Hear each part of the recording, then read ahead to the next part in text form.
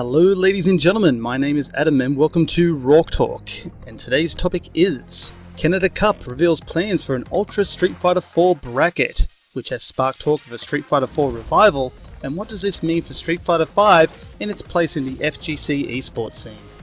In a recent Twitter post, a Canada Cup organizer asked, "I'm seeing Ultra Street Fighter 4 revivals everywhere, should we pop it on Canada Cup this year?" He then posted a poll to better answer this question, and after nearly 1,700 votes, 593 or 35% have voted, "I'm going just for Ultra Street Fighter 4.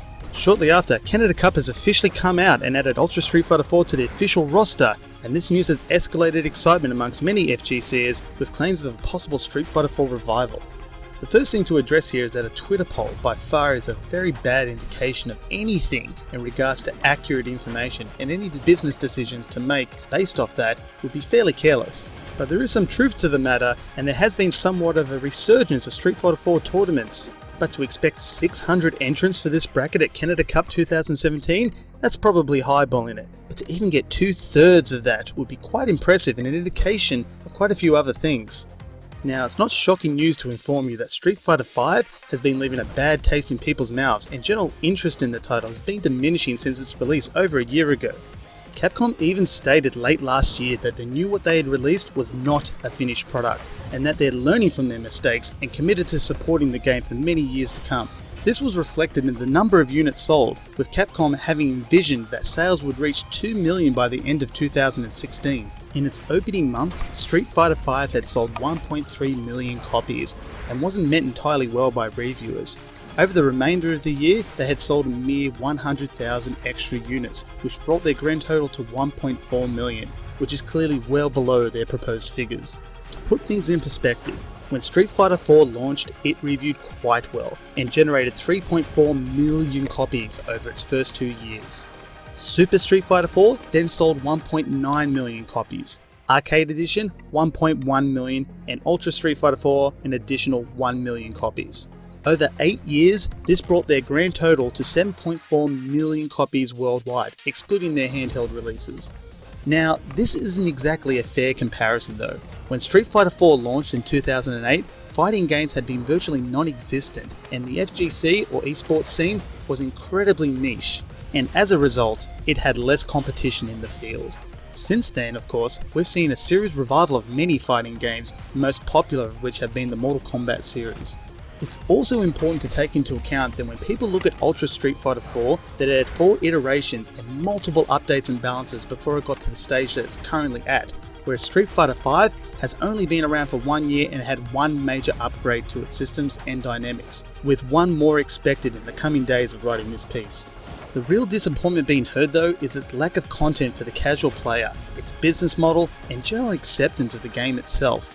Yes, a story mode was added as a free DLC months after its launch, but it was incredibly poor and left a lot to be desired. And apart from that, there really isn't any single player additions to the game, unless of course you count the bare bones survival mode.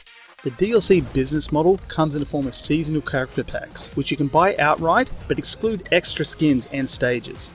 Yeah, that's correct. You can buy a season pass, but you'll still need to fork out extra cash for additional stages or classic skins for your favourite characters. And these are far from cheap. Now, for some of these, you can use your in-game fight money to obtain these elements, but grinding for them is both boring and long. One could compare this to other fighters like Killer Instinct in Mortal Kombat X, where a season pass actually means the entire season, and not just a selection of content. Now, in fairness to Capcom, they haven't lied to you about what you get with your character passes, but it clearly feels undervalued and in many ways penny pinching. This kind of value would feel right at home in a free-to-play model, but not for one that was full price on release day. And 12 months after its official release, the game itself just doesn't feel like a finished product. The menu and user interface are horrendous, the load times are woeful, and the game is still running at 6.5 frames of input lag. So this all comes back to Canada Cup and its Street Fighter 4 edition, and now you can maybe understand why it's generating the buzz that it is. It's extremely doubtful that Street Fighter 4 will have its revival and exceed greater numbers than Street Fighter 5.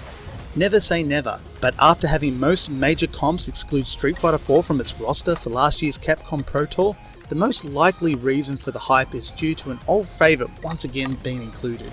You could put this in the same bucket that Super Turbo and Third Stroke both fall into, with its fair share of side comps at major tournaments. People still love the game and it will always exist, but in a lesser format to the newer, shinier titles like Street Fighter V. And if it's one thing that we can hope to get out of this, is that Capcom really start listening to their audience and start making big attempts to win back its player base. Fixing all the problems I've mentioned before is very doable, but it requires investment and transparency from the powers that be. But the real scary problem for Capcom is that there's real competition in the market now, with Injustice 2 and Tekken 7 both scheduled for release later this year. And if Capcom can't win back its community with good faith, that community will move on and adapt to a new game regardless of what company makes it. So if Capcom can claw back from this remains to be seen. And if the last 12 months is anything to go by, it's not exactly encouraging. Thank you for listening, my name's Adam, and I'll see you guys next time.